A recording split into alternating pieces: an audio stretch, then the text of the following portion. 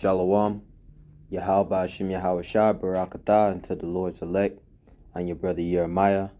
And before I start off, all praise, all honor, and all glory belongs to YAHAWAH, BAHASHAM, YAHAWASHI, BAHASHAM, RAWCHAA, QADASH. YAHAWAH being the name of the Heavenly Father, and YAHAWASHI being the name of His Son.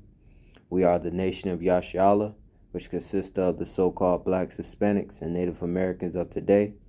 Double honors unto the apostles and the elders of Great Millstone. Shalawam to you, sincere Akim, pushing this truth in sincerity. Shalawam to you, sincere Aqua. Lord will this be edifying. And I got this clip right here, and you'll see why I'm about to play it in a minute. But before I play this, let me read this precept. Jeremiah 51 and verse 8. It says, Babylon is suddenly fallen and destroyed. How for her? Take balm for her pain.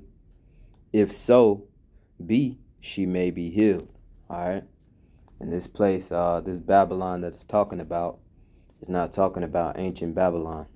This is talking about Babylon the Great, which is America. Alright. So this place is falling. Alright. And as you can see in this clip, you'll see the reason why. Okay. And taking up balm for her pain is pretty much going into medicines, all right, to pretty much heal Babylon, to heal America. But this place is out of there, okay? So I'll read on verse 9. It says, we would have healed Babylon, but she is not healed. Forsake her, and let us go every one into his own country, for her judgment reacheth unto heaven, and is lifted up even to the skies. Right? And we know the end-all, be-all of YAHAWAH, BAHASHAM, YAHAWASHI's judgment. He's going to destroy this place by thermonuclear fire. Okay? And it's going to be, that fire is going to be accompanied by the concentrated fire from the chariots of Israel when YAHAWASHI and the heavenly host returns as well. Okay? So let me play this clip. Violence, the head of the Federal Law Enforcement Officers Union called the increased threats to law enforcement unprecedented. Attorney General Merrick Garland made it clear he would. Thanks to Andrea Mitchell for that. Now, when federal agents entered former President Trump's Florida home with that search and seize warrant, the backlash was almost instantaneous. Trump supporters gathering near Mar-a-Lago have been furious with calls to defund the FBI. Some of the former president's Republican allies in Congress are also lashing out. All of this is fueling concerns of more violence. NBC News correspondent Vaughn Hilliard examines not only how things got so broken, but where we go next. FBI agents searching Mar-a-Lago, former President Trump's beloved Florida estate, what he called the Southern White House. For the first time in American history, the FBI has conducted a search at the home of a former president of the United States. The outrage in the wake of the search was swift. This is going to absolutely enrage the country. The way our federal government has gone, it's like what we thought about the Gestapo, people like that they just go after people. Days later, male subject attempted to gain entry into the FBI field office. An armed man tried to break into an FBI office in Cincinnati, Ohio, with an AR-15 in hand. America is struggling with anger and discontent. So our biggest threat remains the sick, sinister, and evil people from within our country. Key institutions under fire, both on the left. It feels like a betrayal. It feels like my country doesn't love me. And on the right, especially in the wake of the Mar-a-Lago search. This country was stolen to a bunch of fascists. Ben Collins tracks online hate and domestic extremism for NBC News.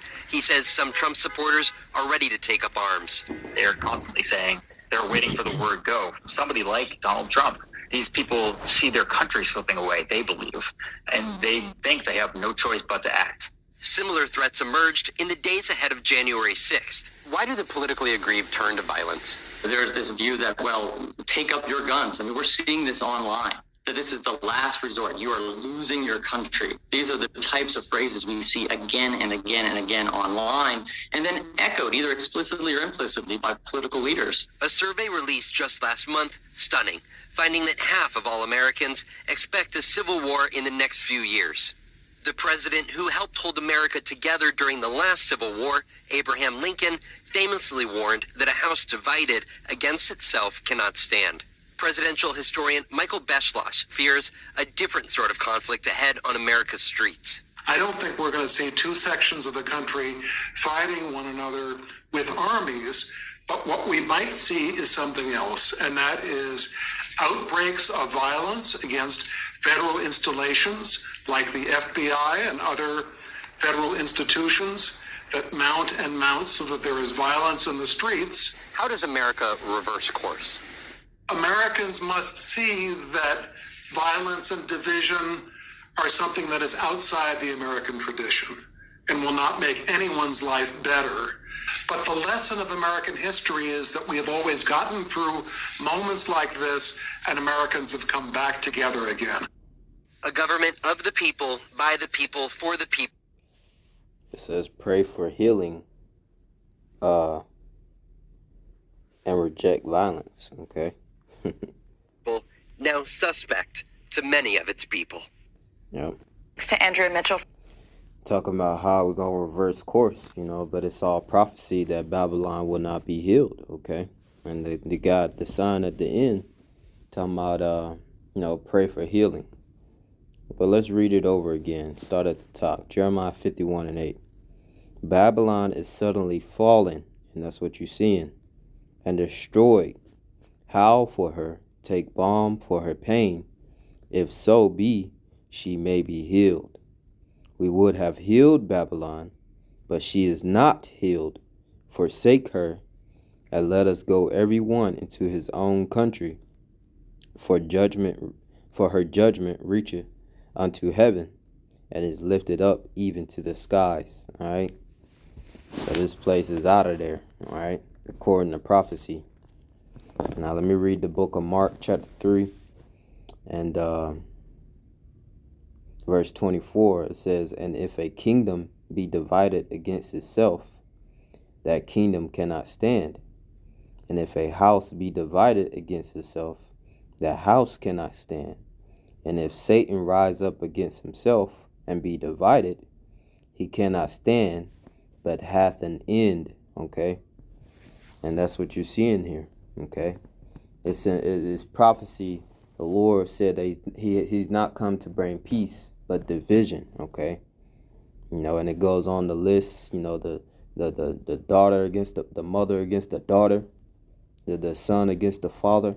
The daughter-in-law against the mother-in-law. To roughly paraphrase, the Lord is bringing division to this place, and Babylon is falling. Okay, and there is no balm. There's no balm that's gonna heal this place. No medicine for America.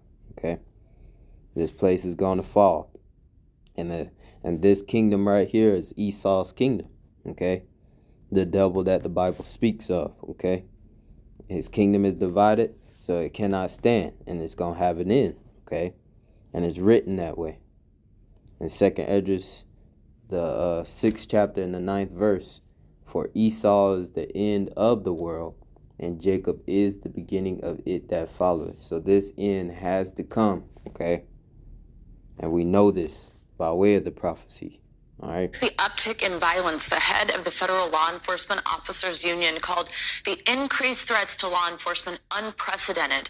Attorney General Merrick Garland made it clear he would not stand for what he called unfounded attacks on the professionalism of the FBI and the DOJ. And turning now to some frightening scenes in our nation's capital over the weekend. Capitol Police say a 29-year-old man crashed his car into a barricade near the Supreme Court Sunday morning and opened fire. NBC News Capitol Hill correspondent Ali Rafa has the latest. D.C. law enforcement on high alert. Capitol Police say 29-year-old Delaware resident Richard York killed himself after plowing his car into a Capitol barricade early Sunday morning. Responsible for the explosion heard. Yeah. 318 East Capitol Street, Northeast. The chilling aftermath revealed after sunrise. You can still see the scorch marks where this car erupted into flames at this then unmanned barricade between the Library of Congress and Supreme Court, just yards away from several homes. That's when the driver started walking down this block towards the Capitol while firing a handgun into the air. Officials say they approached him as he was walking onto the Capitol grounds, and that's when they say he shot himself. No U.S. Capitol police officer took any shots, fired their weapons. No one else was injured. The Capitol Police Chief adding lawmakers may be back home on August recess, but his officers are working at full capacity, on heightened alert because of the recent rise in threats on law enforcement. We do know that the subject has a criminal history over the past 10 years or so, but nothing that at this point would link him to anything here at the Capitol. All right. So all this violence, all this animosity, and all this evil that is to come is all prophecy, okay? And this prophecy is going to intensify and it's going to magnify itself on a grand scale. This is 2nd Esdras 15 and 14. Woe to the world and them that dwell therein. Woe meaning destruction, okay? Verse 15. For the sword and their destruction draweth nigh, and one people shall stand up to fight against another, and swords in their hands. Okay, so the Lord told us the times that we're about to come into. Okay, you know, it's going to intensify. It says, for there shall be sedition among men, and invading one another, and they shall not regard their kings nor princes, and the course of their actions shall stand in their power. Okay, so it's all leading up to prophecy. All right, all of what's happening on the earth. Okay, and it's all because of this. 2nd Esdras, Salakia, 2nd Esdras chapter 4, and I'll start at verse 26. Verse 26, it says, then answered he me and said, the more thou searchest, the more thou shalt marvel, for the world hasteneth fast to pass away. And this is an angel speaking unto the prophet Esdras. Okay, so he said, the more you search, you know, the mysteries of YAHAWASHI, you know, more you obtain this knowledge, wisdom, and understanding of YAHAWASHI, the more you're going to marvel. Okay, and we marvel, you know. We came to this truth. This is a marvelous a work of YAHAWASHI, for his words to be spoken and these things be brought forth.